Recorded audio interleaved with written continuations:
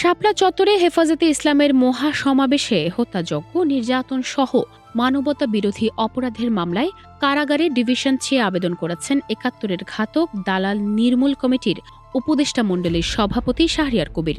রোববার আন্তর্জাতিক অপরাধ ট্রাইব্যুনাল ১-এর চেয়ারম্যান বিচারপতি মোহাম্মদ গোলাম মর্তুজা মজুমদারের নেতৃত্বাধীন ২ সদস্যের বিচারিক প্যানেলে এ বিষয়ে শুনানি হয়।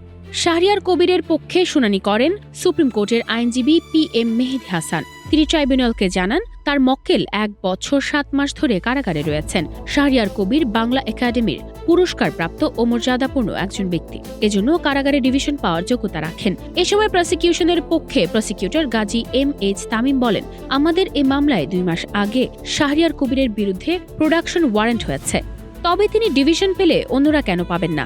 এছাড়া আসামি পক্ষের আইনজীবীরা আগে কারা কর্তৃপক্ষের কাছে যাক, সেখানে না পেলে আদালতে আসুক।